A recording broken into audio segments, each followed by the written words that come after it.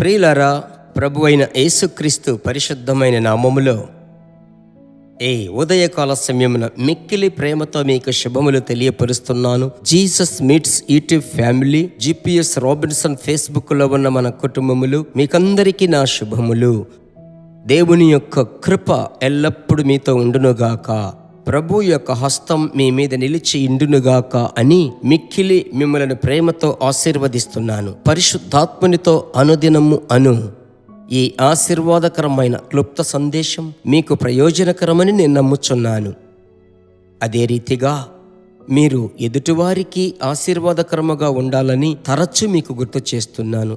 అలాగైతే ఏం చేయాలి? మీరు విన్న వెంటనే మీ స్నేహితులు, బంధువులు, రక్త సంబంధికులు, తెలిసిన విశ్వాసులకు మీరు షేర్ చేసినట్లయితే వారు వినినప్పుడు వారిలో ఒక విశ్వాసం, దైవికమైన అభిషేకం, కృప విస్తరిస్తుంది. మీ ద్వారా వారు ఆశీర్వదింపబడతారు.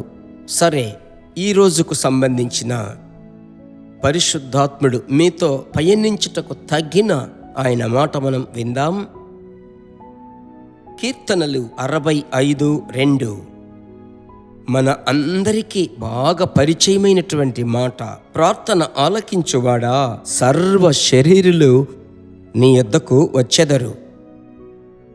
ఈరోజు ప్రభు యొక్క నామములో మిమ్మలను చూసి చెప్పుచున్నాను, మిమ్మలను ప్రోత్సాహపరచుటకు చెప్పుచున్నాను.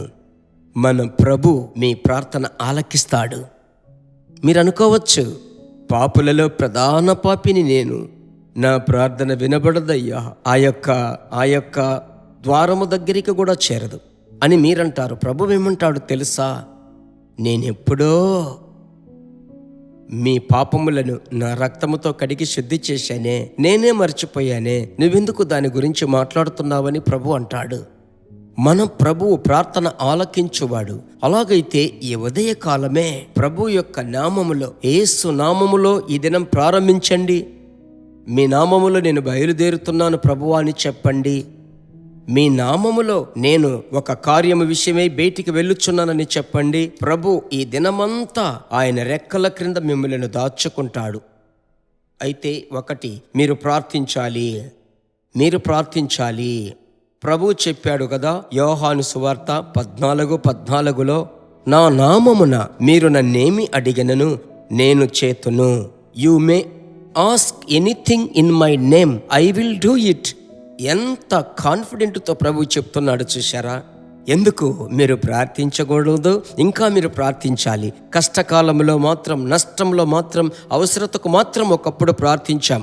అయితే ఇప్పుడు మీరు బాగా ప్రార్థించడం అలవాటు చేసుకున్నారు కదా, ఎప్పుడూ ప్రార్థించండి. ఒకవేళ కారు డ్రైవ్ చేసే ఆ సమయమున, 2 వీలర్ డ్రైవ్ చేసేటప్పుడు, బస్సులో ప్రయాణము చేస్తున్నారు, మీరు ఎల్లప్పుడూ ప్రభువును స్తుతిస్తూ ఉండండి, అన్య భాష మాట్లాడుతూ ఉండండి. ఆ ప్రార్థన మీ జీవితంలో పెను మార్పును తీసుకొస్తుంది. కనుక అనేక మంది ప్రార్థన బిడ్డలు సోలిపోవడానికి కారణం ఏమిటి తెలుసా? నా ప్రార్థనకు జవాబు రాలేదు, అందువల్ల నేను ప్రార్థించట్లేదు.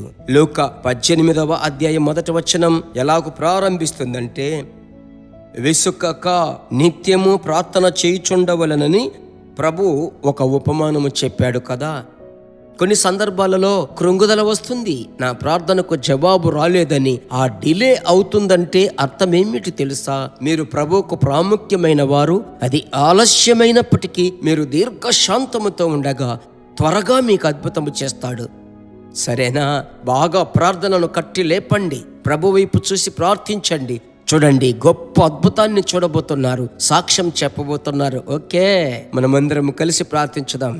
మా ప్రేమగల తండ్రి, ఈ సమయమున మీ బిడ్డలతో కూడా కలిసి, మీ సేవకుడనైన నేను మీ ముఖము చూస్తున్నానయ్యా. ఇంత మట్టుకు నడిపించిన దేవా, ఇక మీదట నడిపించబోతున్నందుకు స్తోత్రం, స్తోత్రం, స్తోత్రం, స్తోత్రం.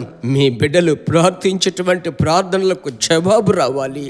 ఆమేన్ అంటే అవును అన్నట్టు పరలోకం అంగీకరించాలి. కృంగుదలలు, దిగుళ్ళు, భయములు, ప్రభువా, విరోధపు తలంపులన్నీ తొలగి ఈ దినం ప్రార్థన సమయములోనే బిడ్డలకు ఒక పరిపూర్ణ అభిషేకం దయచేయండి. యేసు నామములో ప్రార్థిస్తున్నాము తండ్రి, ఆమెన్. God bless you. ప్రభు మిమ్మలను ఆశీర్వదిస్తాడు. ఇంతవరకు మీరు సబ్స్క్రైబ్ చేయకుండా క్రొత్తగా చూస్తున్నారు కదా, తప్పకుండా Jesus meets YouTube channel subscribe చేయండి. దినం ఈ సందేశం మిమ్మల్ని వెతికి వస్తుంది.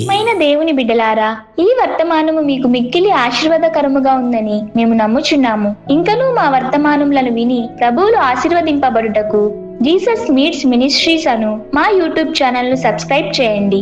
మరియు మా ప్రార్థన సహాయముకై మీరు సంప్రదించవలసిన మా ఫోన్ నెంబర్ 9842525836 మరియు 7299546363.